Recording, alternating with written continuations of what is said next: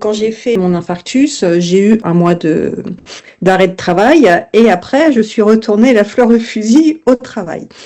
Et puis naïvement, mais je pense comme beaucoup de gens, je me suis dit, je vais retrouver à peu près ma vie d'avant. Et en fait, ça n'a pas du tout été ça. J'aime bien dire que la reprise, c'est pas un interrupteur on-off. Allez hop, c'est bon, tu peux y retourner. Donc c'est vrai qu'il y a différents facteurs. Il y a le feu vert médical qui est basé sur des critères physiologiques. En général, c'est au bout de 3-4 semaines quand c'est un infarctus. Et puis, il y a aussi comment on se sent soi après.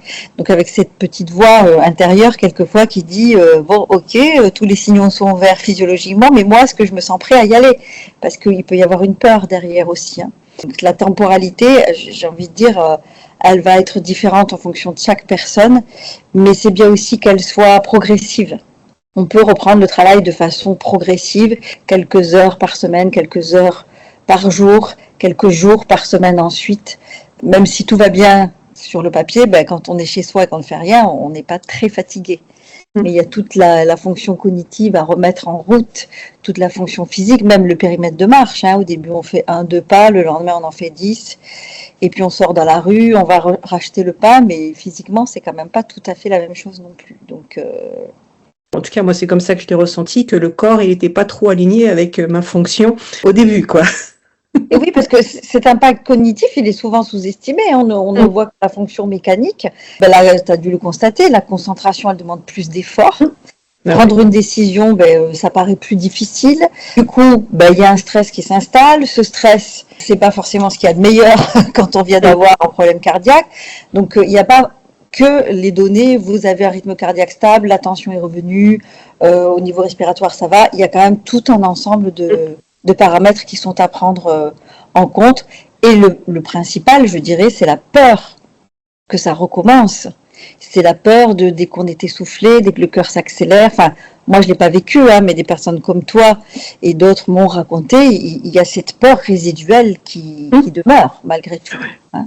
Moi, mon infarctus, ils n'ont pas trouvé en fait la cause et j'ai associé la cause au stress. Donc, c'est vrai qu'au début, le fait d'être dans des environnements, on va dire, où il y avait beaucoup de stress, me faisait peur dans le sens où ça pouvait déclencher une récidive. Et comme nos capteurs du corps, en tout cas moi, j'ai trouvé que les capteurs étaient totalement déstabilisés et il faut qu'on se réapproprie un corps avec de nouveaux capteurs. J'ai trouvé que c'était hyper compliqué. Et quand on est peut-être un peu exigeant, en fait, on se met nous-mêmes la pression. Comme si il fallait qu'on revienne. Alors je sais pas, peut-être que je suis la seule, mais tu me diras si je suis la seule. Comme si il fallait pas que la maladie nous ait percuté ou nous ait traversé. Il faudrait quasiment qu'on revienne à l'identique. C'est vrai que c'est ce que j'entends souvent, et ça fait partie du travail de faire le deuil de ce qui était avant.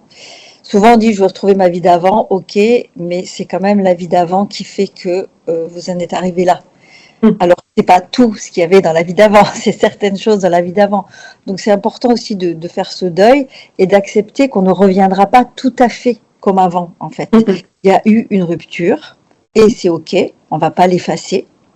Et du coup, le corps était un peu en hypervigilance sur tout ce qui se passe. Donc, à chaque sensation, il y a des personnes qui ont tendance à analyser ce qui se passe. Est-ce que c'est normal? Est-ce que je dois m'inquiéter?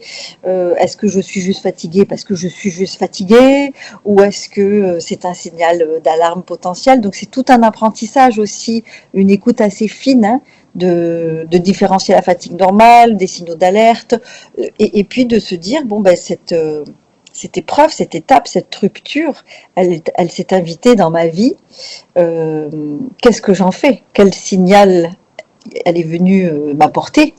Et il y a des personnes qui n'ont pas envie et qui ne l'explorent pas, et c'est OK aussi. Mais on peut se dire, tiens, qu'est-ce qui se passe et qu'est-ce que j'en fais? Comment je transforme?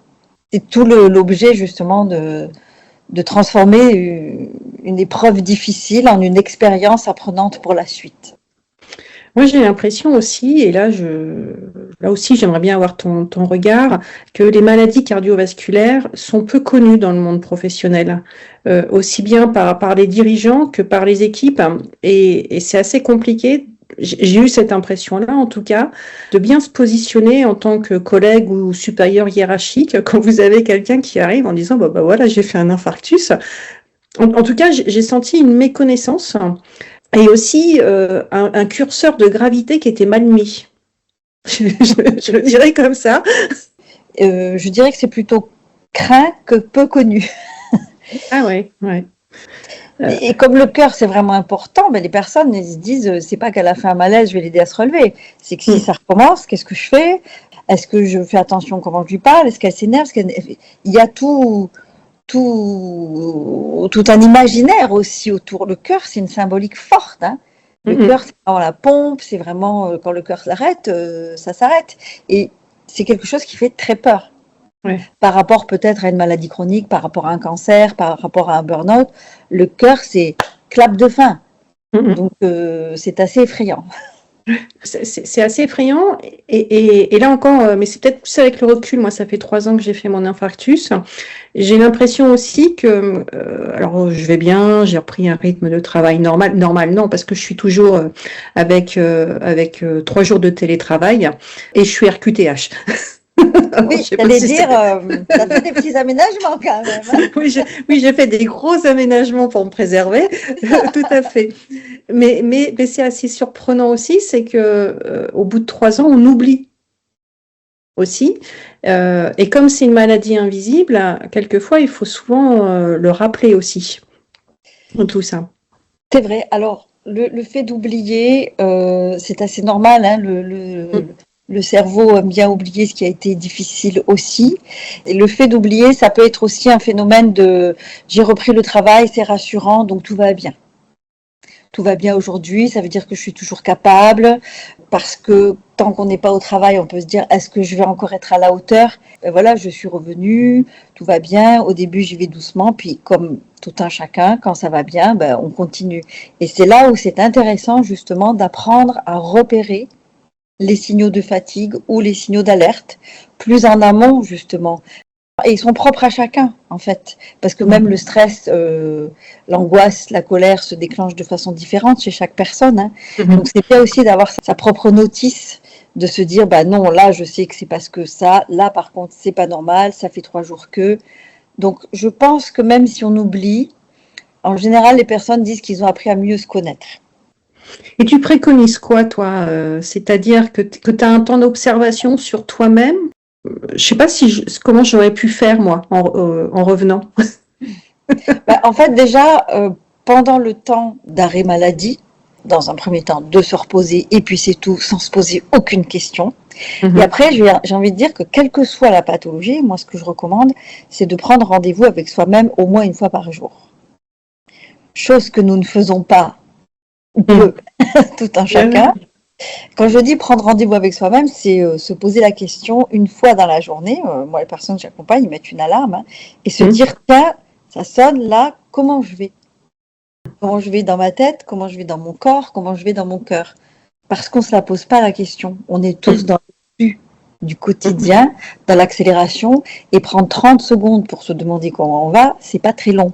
Donc déjà, pendant ce temps d'arrêt de travail où on est plus disponible que quand on est au travail, hein, tous les jours, se poser la question, tiens, comment je me sens?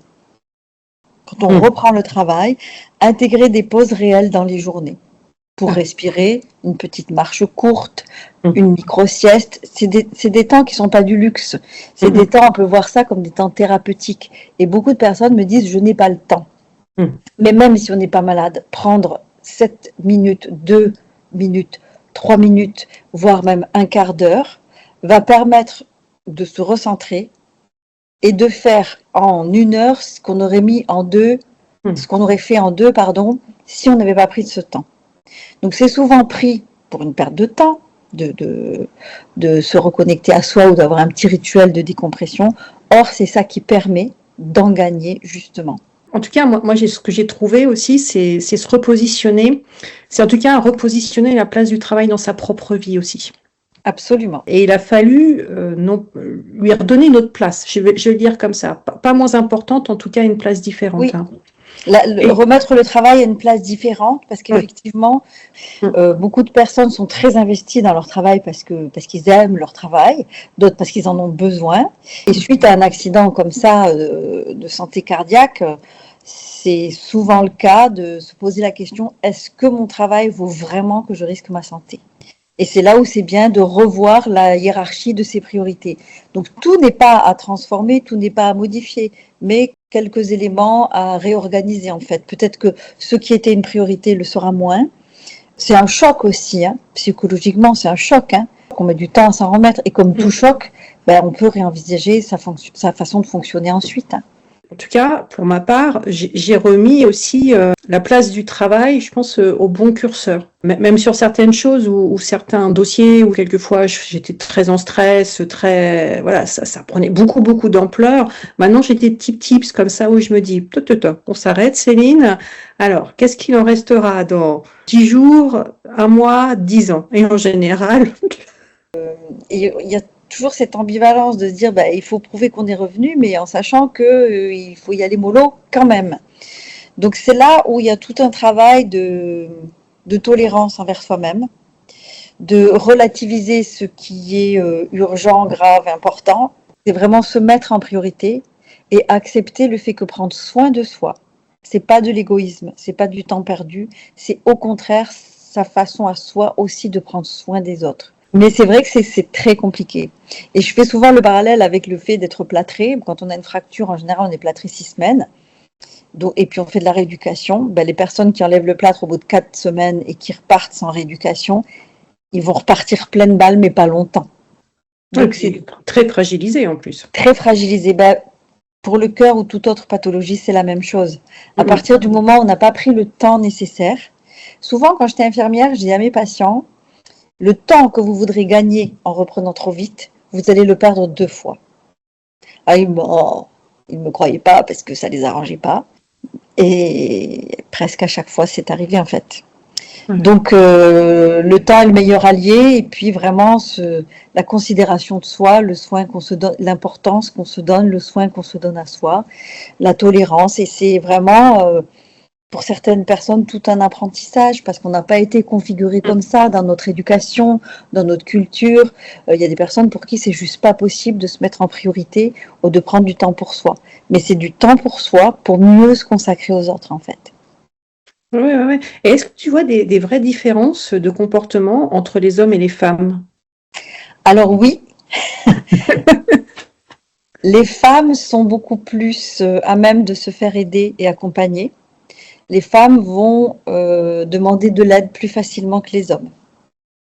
Pas toutes, hein, mais en règle générale, les femmes sont plus enclines à demander de l'aide. Les hommes, ils ont vraiment ce biais cognitif, je suis fort, je dois être fort, je suis invincible, c'est pas possible. En revanche, il y a quelque chose de différent avec les femmes, c'est que en plus de la pression du travail, elles ont la charge mentale de la famille. Donc, une fois de plus, c'est pas une généralité, hein, mais elles ont souvent les enfants, la maison, elles ont une charge mentale pour certaines encore plus lourde parce que il n'y a pas que le travail, il y a aussi ce qui se passe à la maison. Et elles acceptent plus facilement de prendre soin d'elles. C'est pas inné non plus, ça prend du temps, mais comme souvent il y a tout l'émotionnel autour des enfants, qu'elles doivent être là pour leurs enfants, ça les aide aussi à prendre soin d'elles. Moi, j'ai mis beaucoup de temps, par exemple, avant de me déclarer RQTH. Pourquoi? Je pense que j'ai minimisé la gravité, clairement. J'ai attendu 2 ans pour demander. Et quand je suis allée voir le médecin du travail, très très bon médecin du travail, je conseille aux gens d'aller voir leur médecin du travail aussi, de très très bons conseils. Quand je suis allée le voir, je lui ai dit, vous pensez que je dois? Et il m'a regardé, il me fait, mais oui, oui, faites-le. Mais est-ce qu'il y a d'autres choses quand on est salarié, justement, ce dont on a le droit, en fait? Quand on est salarié, j'ai envie de dire que c'est un peu plus confortable que quand on est entrepreneur ou indépendant. Ça permet aussi peut-être de pouvoir prendre plus de temps d'arrêt de travail. Vous pouvez demander des prolongations. C'est rare que les médecins refusent une prolongation, surtout suite à une pathologie comme celle-là. Il y a la possibilité de reprendre à mi-temps thérapeutique. Donc vous pouvez le voir avec le médecin du travail. Vous ne faites pas une reprise comme ça du jour au lendemain. Il y a quand même une visite de reprise qui sera aussi la suite du compte-rendu du cardiologue qui donnera son feu vert pour la reprise. Donc avec la médecine du travail, vous pouvez tout à fait organiser une reprise progressive, que ce soit un mi-temps thérapeutique et dans ce mi-temps thérapeutique du télétravail. Et les mi-temps thérapeutiques, ça peut être tous les matins, tous les après-midi ou 2 jours par semaine. Ça, c'est un peu en fonction de l'organisation dans laquelle vous travaillez. Et c'est vrai qu'il y a cette notion d'invalidité pour certaines personnes, de monter un dossier d'invalidité, ou la RQTH qui est quelquefois difficile parce que si on décortique RQTH, c'est reconnaissance de la qualité de travailleurs handicapés. Ça fait pas rêver. Non, c'est pas sexy, hein. Ça je le confirme. C'est pas sexy, donc. Mais c'est difficile de faire cette démarche. En tout cas, quand on est salarié, il y a quand même pas mal de dispositifs qui sont mis en place, il faut le savoir. Faire confiance à son médecin généraliste, faire confiance à son cardiologue, au médecin du travail, et puis toujours rester en contact cohérent avec sa hiérarchie et expliquer ce qui se passe pour qu'ils comprennent. Tu disais médecin généraliste, cardiologue et médecin du travail. Moi, j'ai trouvé que c'était très complémentaire. Oui. Il faut pas en négliger un, en tout cas. Moi, j'ai trouvé dans la démarche. Le partenaire important, c'est le généraliste, quelle que soit la pathologie, parce que c'est le généraliste qui aiguille vers les spécialistes. Bon, alors, je sais que c'est pas toujours évident aujourd'hui d'avoir un généraliste. C'est le généraliste qui va vous suivre après. Et alors, comment ça va depuis? Il va dire, retournez voir votre cardiologue. Et le cardiologue va faire un compte-rendu qui va pouvoir être exploité par la médecine du travail. C'est vraiment important d'avoir les trois. Les trois sont des alliés différents. Le généraliste va écouter et repérer ce que peut-être vous n'avez pas repéré.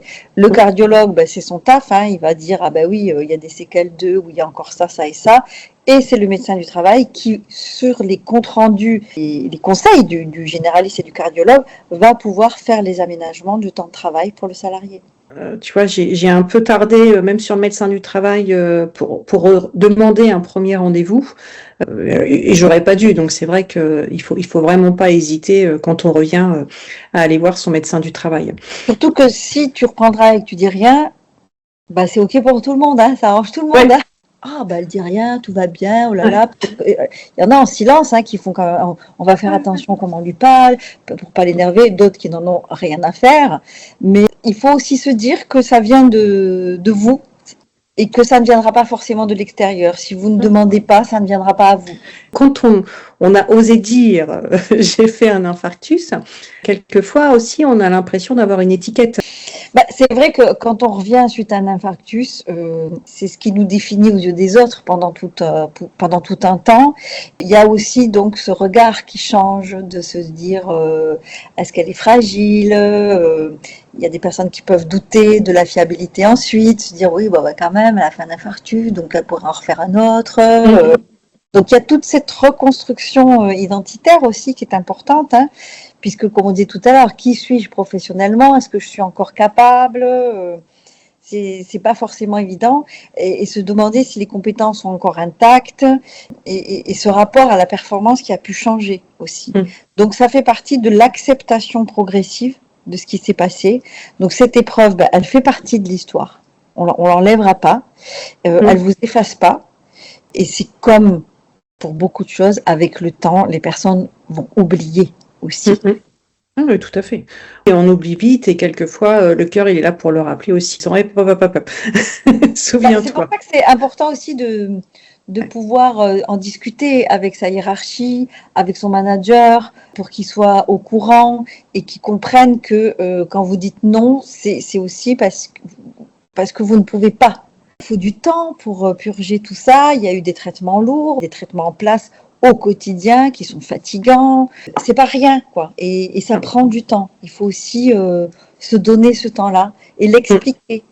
Mais je pense que c'est avec l'information que ça passe aussi, la communication, expliquer. Comme tu disais, c'est méconnu ces pathologies-là, donc c'est important aussi d'informer son entourage professionnel. Oui, tout à fait. Et pour en revenir au statut de RQTH, la RQTH permet aussi de pouvoir prendre sur son temps de travail et aller faire les visites médicales avec une attestation, hein, bien évidemment, il faut prouver, mais ça permet aussi de pouvoir et travailler et se soigner. Ça permet des aménagements et des protections. C'est que la RQTH, c'est pas trop connu non plus. Et il y en a qui ne veulent pas. Qui disent clairement, j'ai pas envie d'avoir un statut de travailleur handicapé.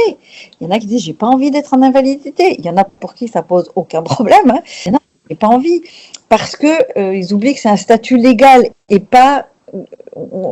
C'est vrai que l'étiquette invalide, handicap, c'est pas top, mais c'est une reconnaissance légale qui donne des droits et des accès. C'est pas pour ça que vous êtes amoindri. Et puis c'est pas ce qui nous définit.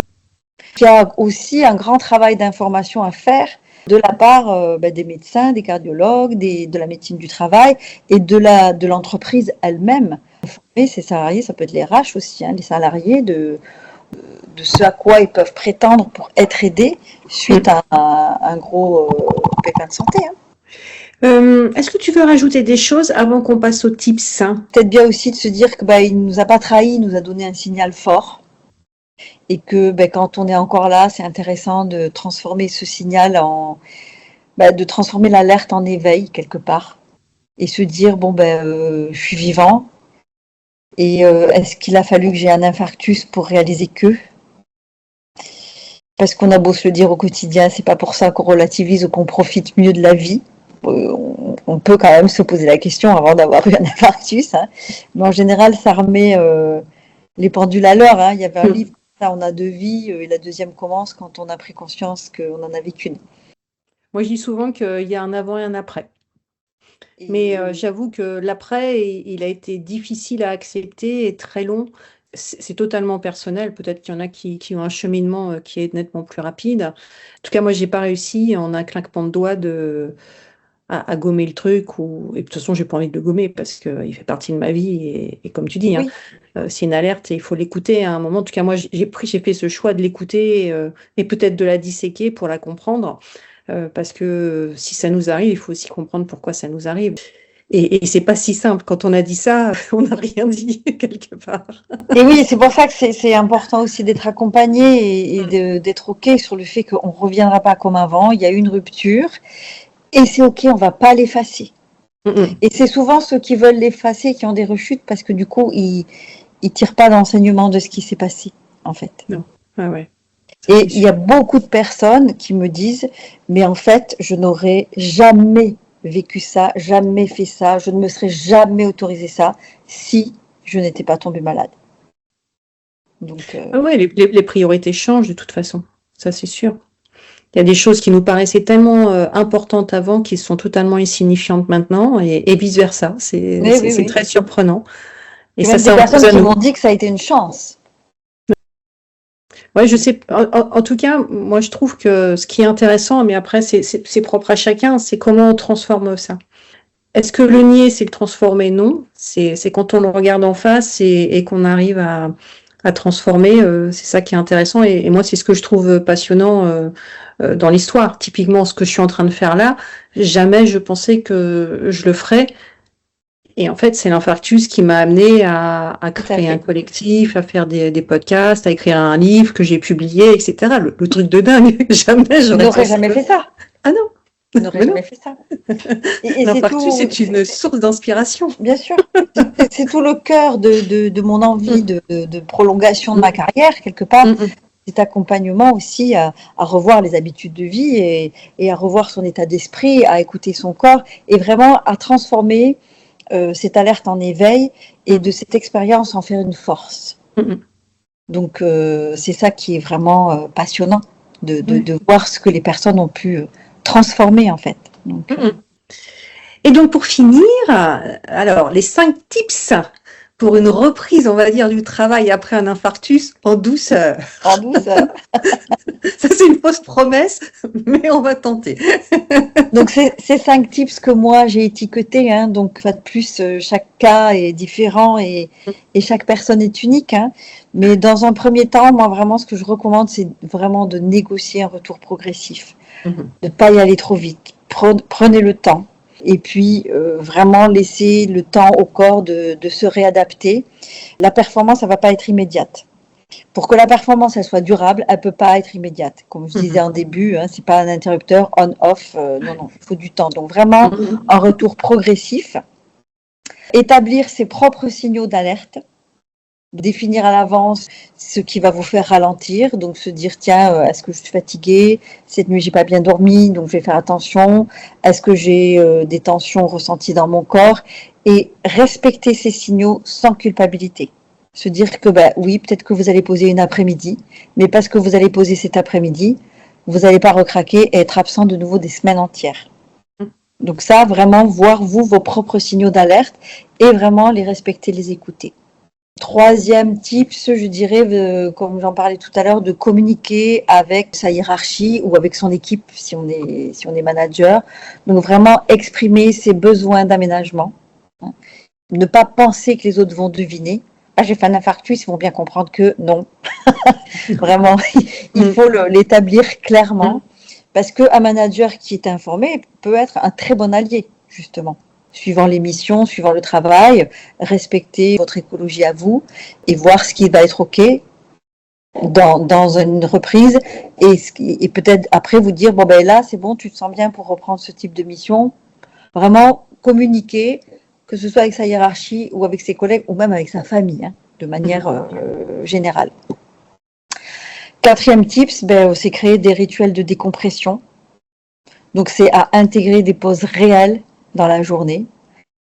Juste prendre un temps assis pour respirer. Il y a plein de méthodes respiratoires et ça, c'est des choses qui peuvent être travaillées. Mais avant tout, 30 secondes, je respire sur ma chaise.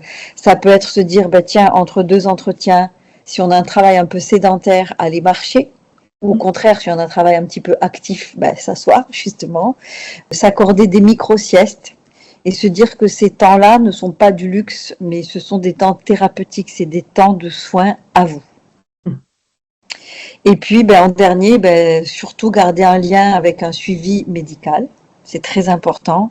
Et le cas échéant aussi, se faire accompagner. Donc, il y a le médecin du travail, comme on disait, il y a le cardiologue, il peut y avoir des psychologues, des coachs de santé comme moi, et se dire que vous n'êtes pas seul dans cette reconstruction. Il y a des ressources. Donc, vous pouvez vous appuyer sur ces ressources. Elles existent et c'est bien d'aller les chercher, de les solliciter. Voilà, donc négocier, établir des signaux d'alerte, communiquer, créer des rituels et garder un lien et un suivi avec le monde médical et l'accompagnement. S'écouter et regarder aussi comment on évolue. C'est ça.